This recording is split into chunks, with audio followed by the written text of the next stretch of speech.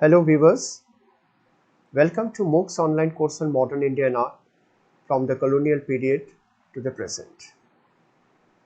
This is the second lecture from the third week, and third week, as you all know, is dedicated to the studies of the developments of modern Indian art in the post-independent era.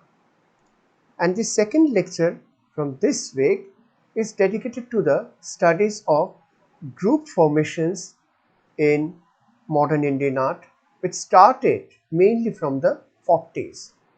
So it is interesting to note that from 1940s, artists, although working independently otherwise, following their own individual styles, often try to form groups in order to work collectively, sustain themselves within a collective framework, show their works collectively, and it is this spirit of collective existence that led to formation of groups, not one or two but several groups, out of which today we are going to mainly focus on two major groups, very significant groups, leaving very important and significant impact on the later developments of modern Indian art.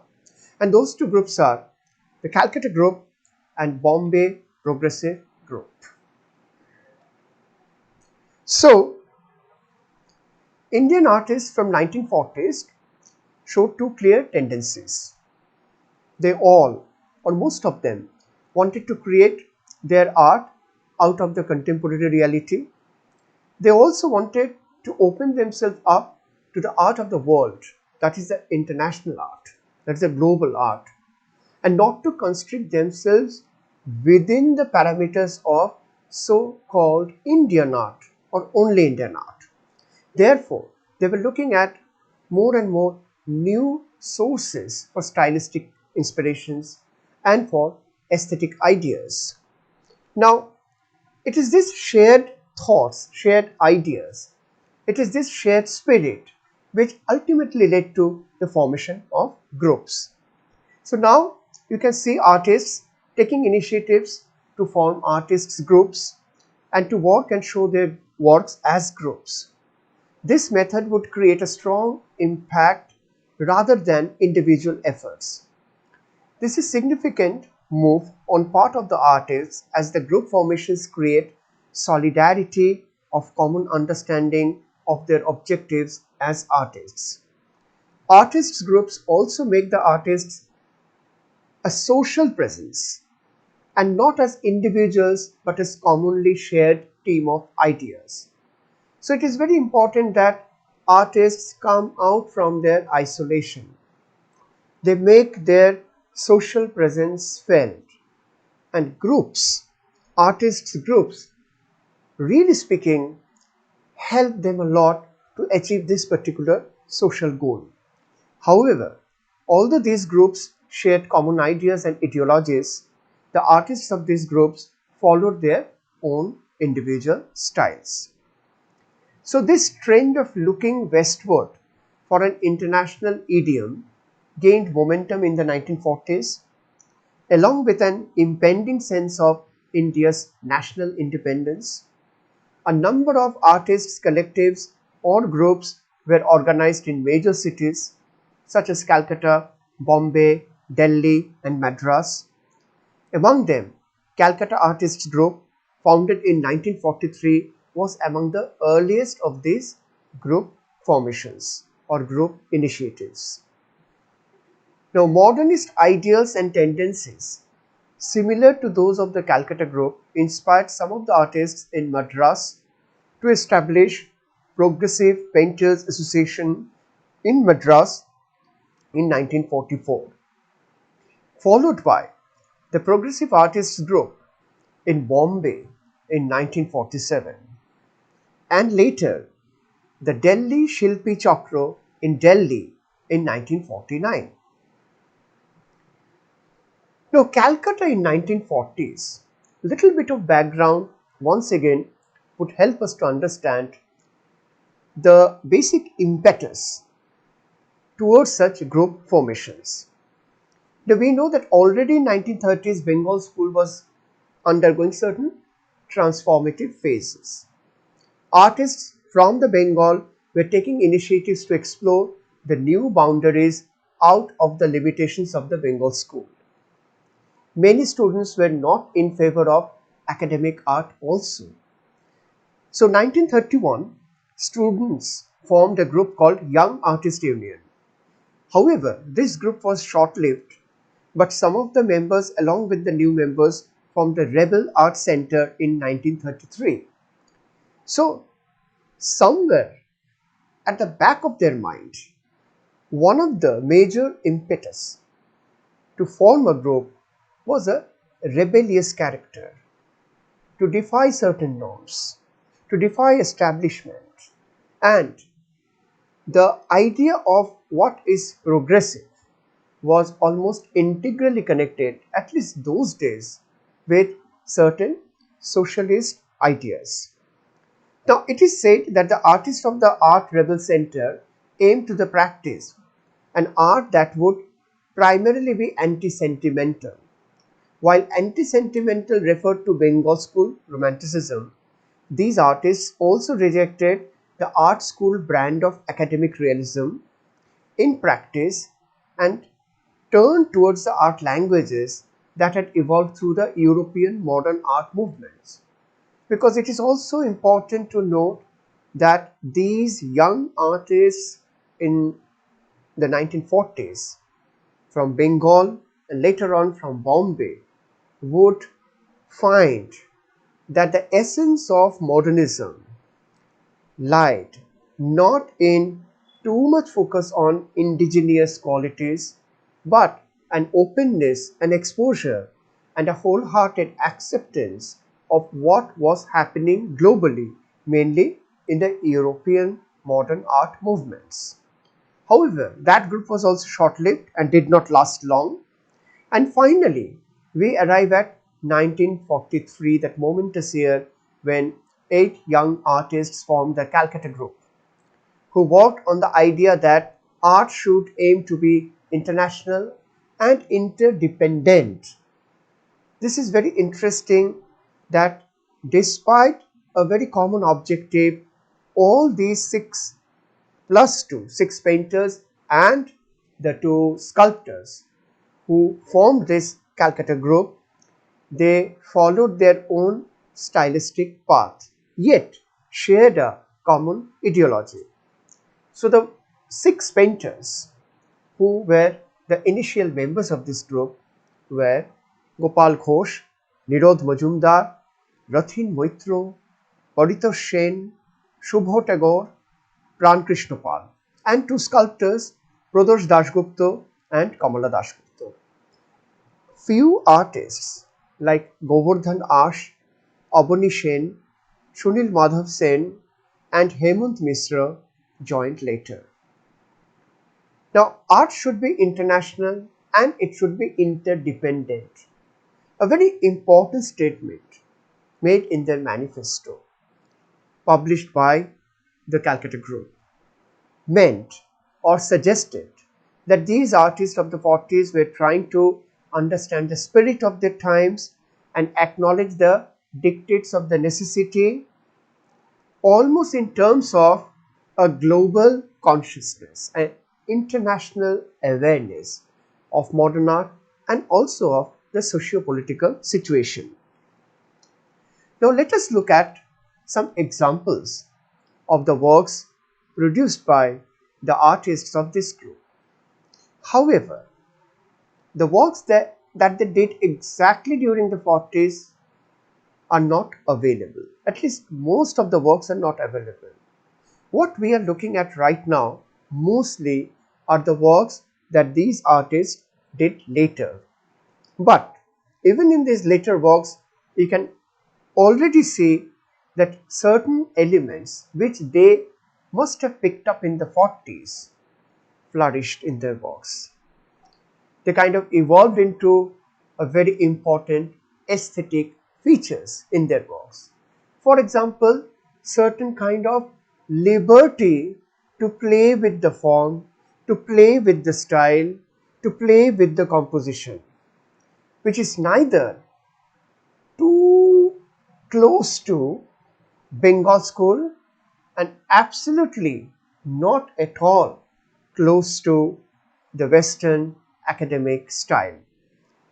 Now, Nimrod Mojinder, for example, he definitely absorbed and imbibed a lot of qualities from the modern European art, yet he tried to reconfigure those elements in a way that his paintings evoke a sense of his own country, a sense of Indian ethos, either through the motifs that he was using, or through the color scheme, or through certain abstract quality which he brings up through his textural applications on his canvas.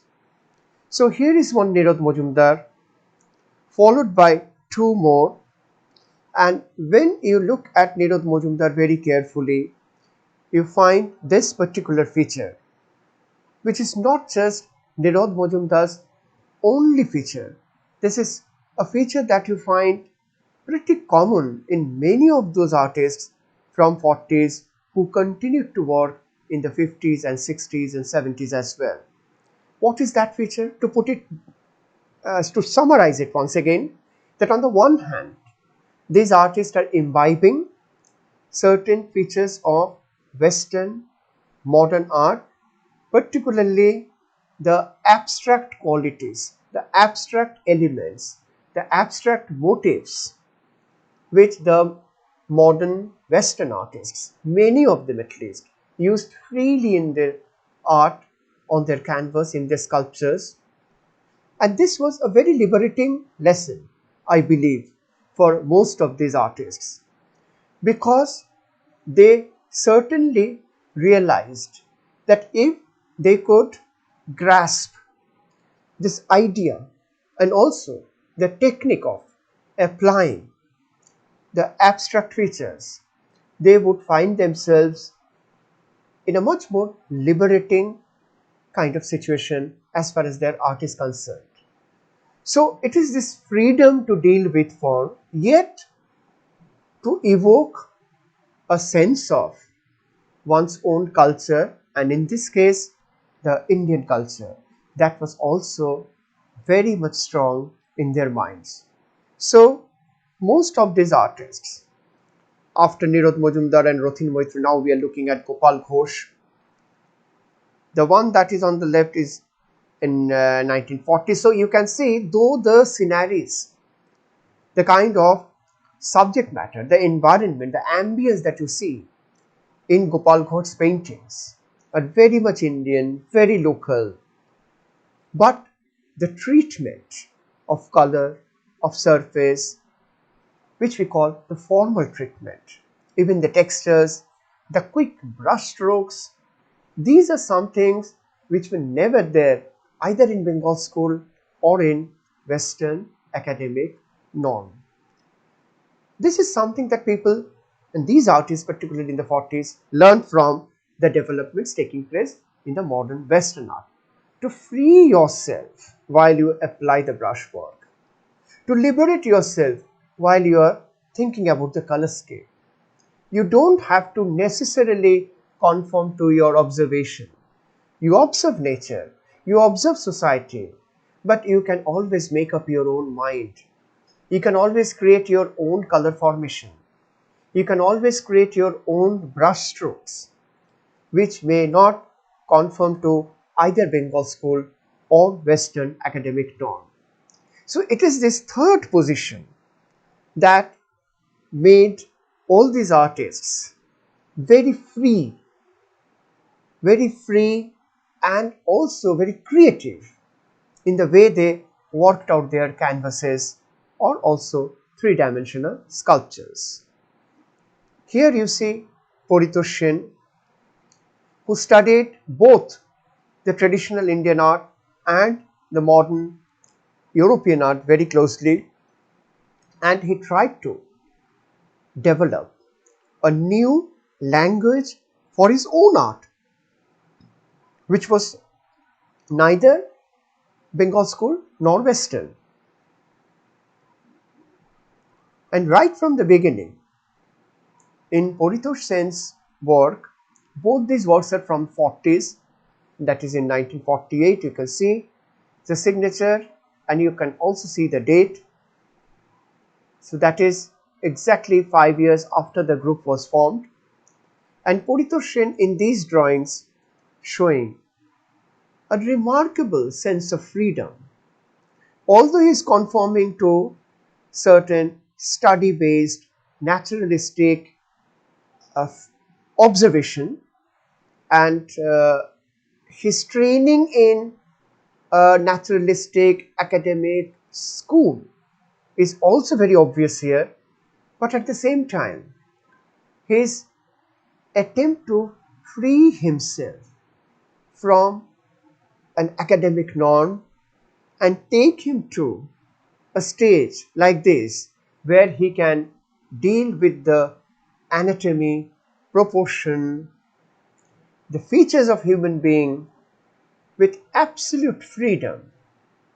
This was something that Politoshin was looking at, and he did achieve in his works. You can see that happening even in his later works done many years later. So 1940s promised these young artists a freedom, political freedom as well as aesthetic freedom.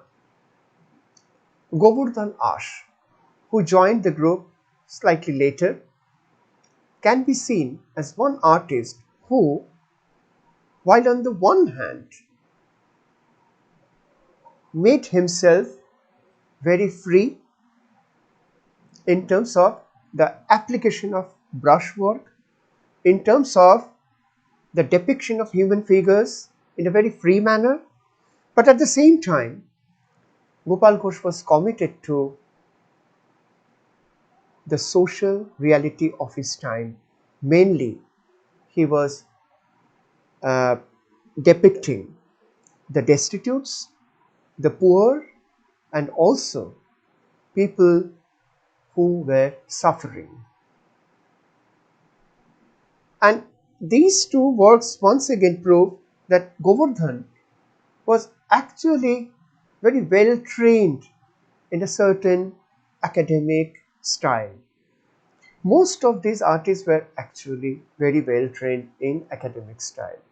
Yet, most of them tried to break away from that norm because they realized that training, while on the one hand provided them with a strong skill, but on the other hand bound them, captivated them in a certain stylistic grid. So these artists felt the need to break open that grid and make ways for aesthetic liberation. Govardhan Ash again, all these works are done during the 40s, and these are dated works where you can clearly see the date 1943, that is the year when Calcutta group was formed. Now similarly, almost on the same vein but with slightly different ideas, and also slightly later, that is after 4 years, Calcutta group was formed. In 1947, a new group was formed in Bombay known as the Progressive Artists Group. And the core group, which made its first public show in 1949, had members like M.F. Husain, Maqbul Fida Hussain, S.H. Raza, K.H. Ara, F.N. Souza, H.A. Gedi, S.K. Bakre. All these artists later on went on to become very famous artists of modern India. And the second wave of members who participated in the 1953 show were Krishan Khanna, V.S. Gaitonde, Mohan Samant, Bhanu Rajapadhyay, A. Raiba, so on and so forth. And there were also very important artists of that time who were not, technically speaking, part of that group, but close friends and associates of Bombay Progressive Group like Akbar Padamsee, Ram Kumar and Taib Mehta. So, the Progressive Artist Group of Bombay, several of whose members have assumed iconic status in India's modernist canon, was the most vocal and assertive of the collectives of the 1940s, and the founding members were already mentioned: Husain, Souza, Ara, Bakre, Gedi and Raza. And the main agenda was to put an end with the revivalist nationalism established by the Bengal School of Art. This is something that they did not want.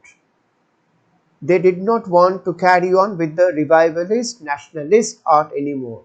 They wanted to make their art global and international and look at ways to exercise stylistic freedom, aesthetic freedom. And the founding members of this group used to underline that the partition caused a fire in them. They wanted freedom, aesthetic freedom. And so they wanted to embrace new ideas and incorporate them in art. The artists profoundly believed in the emancipatory power of art, secularism, unity, and internationalism. The group embraced, as already indicated, European modernism, and the members worked in different styles by combining the personal and political, historical narratives and abstract principles, as well as the heritage of Indian aesthetics and culture. Please note this line: heritage of Indian aesthetics and culture. This is something that will come through their paintings. Although stylistically they were very, very internationally modern. So they started producing highly innovative and aesthetically bold and non-conformist works, regardless of the canons of content and technique. Now, right from the beginning, when you look at somebody like K.H. Ara's painting, you can see that they are focusing human body as the first and the major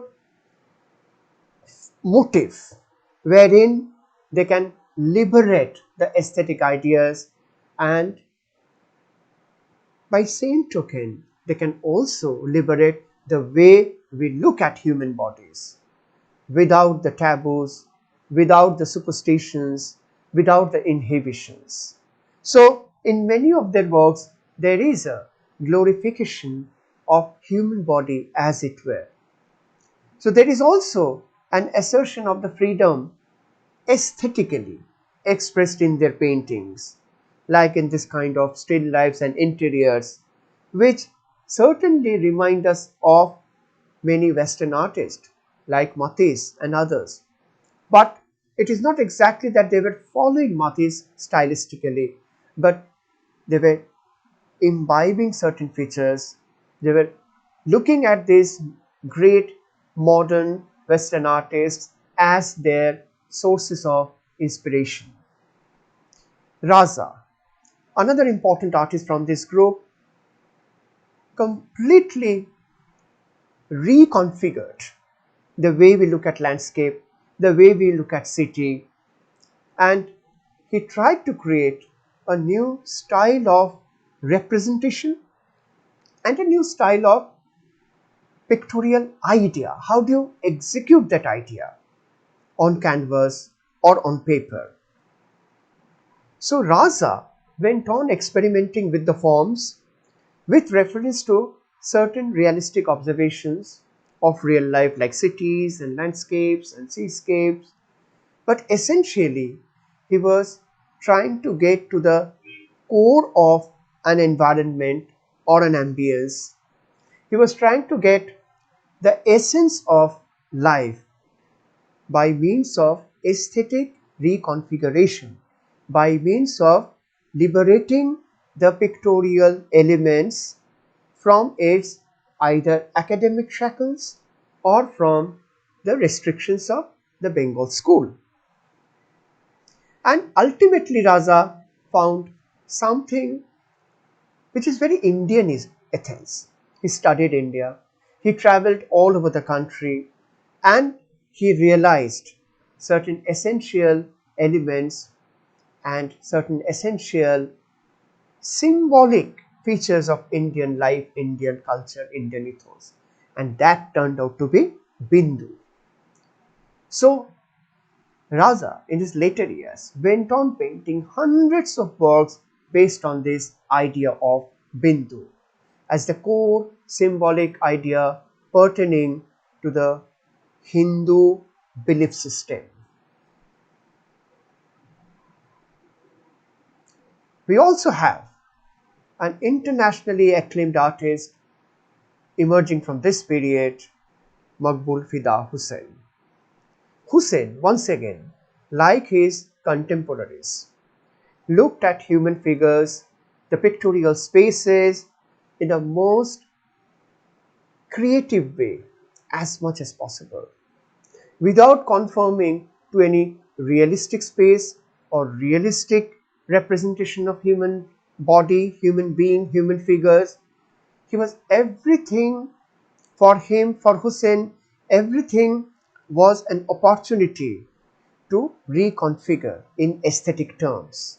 Therefore, in his works, you find a tremendous stylization of human figures, of animal figures, of the space they inhabit, and also the color.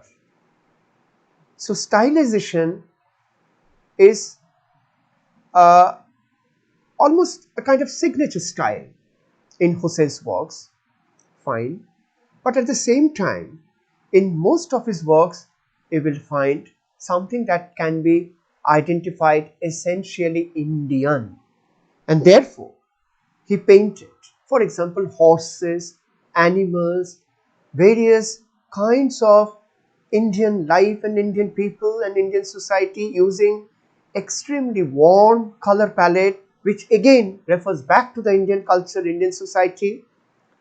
Now, there is another person in this group, Bakri, probably the only one who was also a sculptor. Not exactly only painter, but sculptor. Even in Bakri's sculptures, you find that he was exercising tremendous freedom of form, content, shape, and three-dimensionality. Bakri, once again, H.A. Gedi.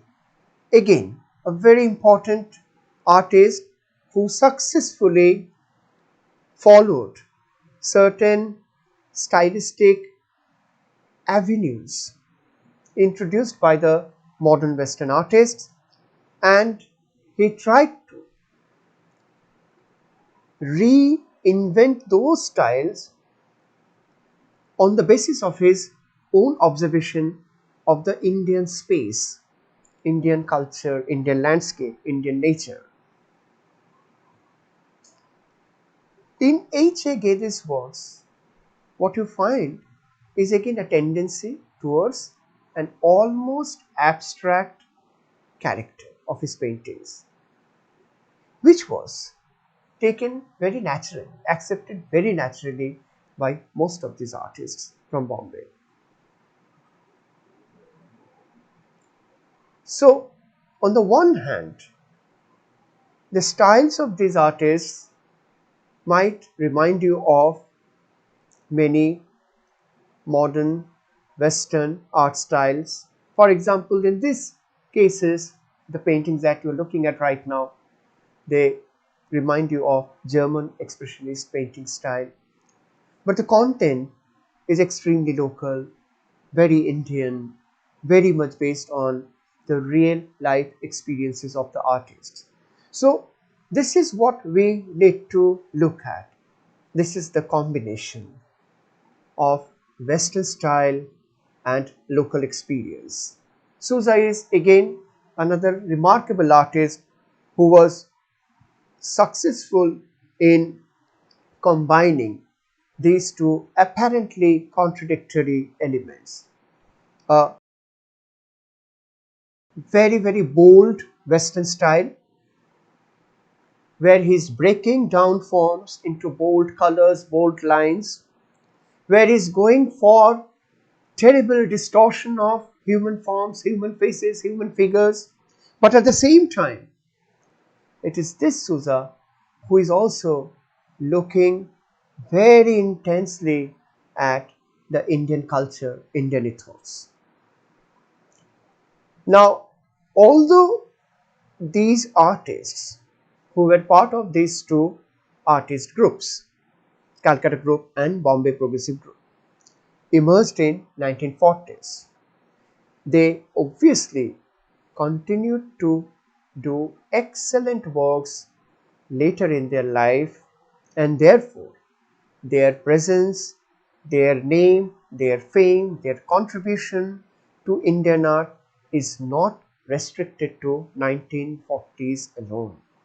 Therefore, in the last two lectures of this week, we are going to look at how these same artists continued to produce some remarkable works, some excellent masterpieces also in the decades, following decades of 50s, 60s and 70s. Thank you.